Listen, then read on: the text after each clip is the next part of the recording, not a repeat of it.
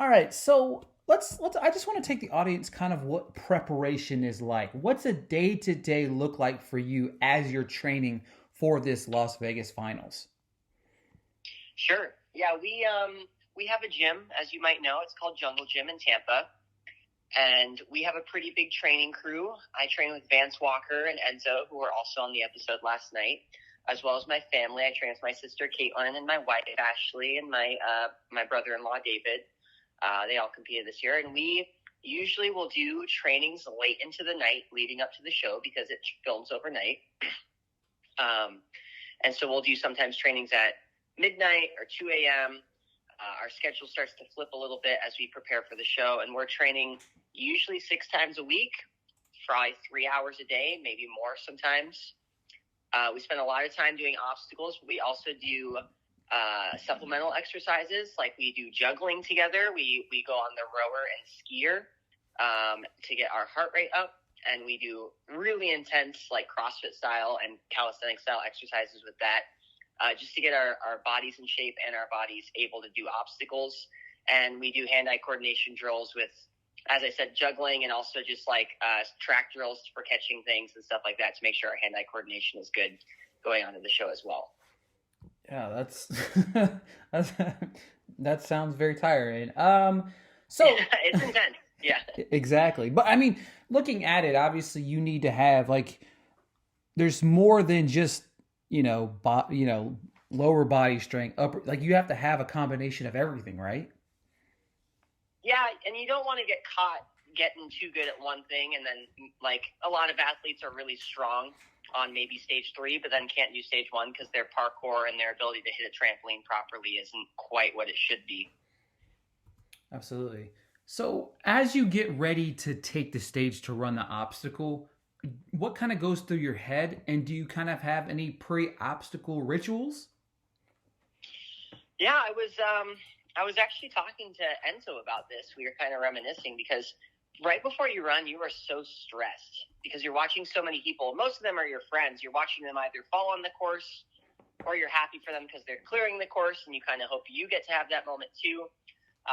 And you're just standing right next to the course in the cold, getting ready to go. I would say I have a few pre-run rituals. One is my family and I, we pray together. That's a big part of our pre-run ritual that we do. And another thing is we make sure we're warming up really good. For our warm-up, we're stretching and we're doing pull-ups and, getting our body ready to go. But yeah, the main thing is just like repeatedly visualizing doing well on the course. So I see myself doing good on every single obstacle before I try it. And I have a plan of exactly how I'm going to do every obstacle, and I repeat that plan in my brain, basically trying to make sure I feel like I'm doing the course before I even step on it. Damn, I like that. I like that a lot. What was the most challenging part of stage 1 for you? The most challenging part was dealing with the elevation. I'm from Florida, and Las Vegas is quite high in elevation compared to Florida. So breathing on the course, whenever you run through the obstacles, you have to regulate your breathing and make sure you're not breathing through your mouth. You have to make sure you're keeping a proper breathing tempo while you're going through obstacles. And that was difficult, especially getting to the end. You find your whole body gets really tired coming up to the last few obstacles because you are just out of oxygen. It's so dusty out there. Your mouth is dry. You can almost taste blood in your throat because of how fast you're moving and how dusty it is. And then a specific obstacle that I would say was the toughest for me is just getting up that cargo net. My feet get tangled in it every time I get on it. It's at the end of the course. I guess this is my first time getting on it, but I'm just not great at cargo nets. So every time I find one, I get my feet tangled in it, which is sad. Absolutely. In yesterday's episode, we had Bob Reese hit that first ever front flip into the jumping spider.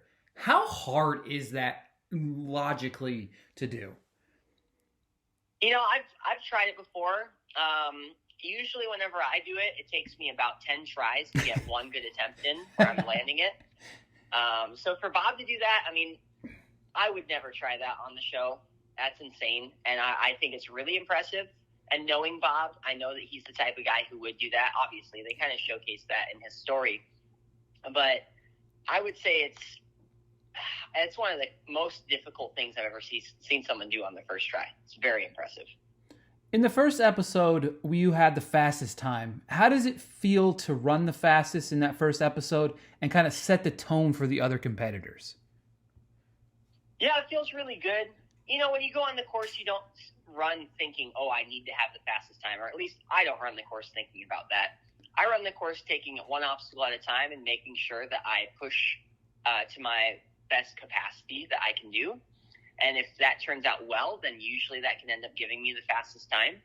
So I was really proud to step up to the course, set that tone, and also just proud to clear the course and move on to the next stage, because that was ultimately the goal. If I had not been the fastest time, that would have been okay. But it feels really good to step up and get that done. Yeah, what's it like climbing climbing up there and hitting that buzzer, knowing that, like, what kind of goes through your mind once you know you completed a stage? Yeah, you get a bit of a buzz, honestly. Like time starts to warp a little bit. You feel like time's moving really fast and really slow at the same time as your hand reaches for that buzzer. Feels like everything goes into slow motion a little bit. You feel like all that stress you went through really, it was worth it, but also like you wonder why you were so stressed out about running the course, because when you just let your body move naturally, things begin to come together, and at least in that instance, they came together pretty well, and you start to feel good. But yeah, stepping up, hitting that buzzer is amazing. One of the coolest experiences. You get to stare and see your family cheering for you, and you know that's what it's all about, is being able to be there and have that gratitude for the people who helped you and supported you. What would it mean to you to complete the American Ninja Warrior course and win that $1 million prize? You know, when I'm doing something, I like to give it everything I've got. And going and completing all of the stages of American Ninja Warrior would be the pinnacle of what my goal was coming into Ninja, but also a showcase of the fact that I really did give it everything I had. And it's true that you can give it everything you have and still come up short. But in the preparation and the training, we trained so hard leading up to this. So it would mean a whole lot to get up there and be able to hit that buzzer on the rope. What advice do you give to future aspiring American Ninja Warrior competitors? Number one advice I would say is have perseverance. Don't give up. I've had some great seasons and I've had some bad seasons too. I've had times when I was tempted to quit. But instead of using your failure to beat yourself up, instead change that and decide that every time you do poorly, you can still talk positively about yourself, and you can use those failures to learn instead of using them to beat yourself up and decide that you are a failure. Because our identity is not wrapped up in our performance. Our identity is who we are. And whenever we start to think of it as performance instead of the habits of our everyday life, that's when we begin to get it twisted. So I would say to not get your identity wrapped up in how you do in one performance, but instead build yourself up every single day and focus on positive thinking as well as positive self-talk. Caleb, incredible conversation. Excited to see you in the next stage. Thank you so much for your time today. Yeah, thank you, and I appreciate it.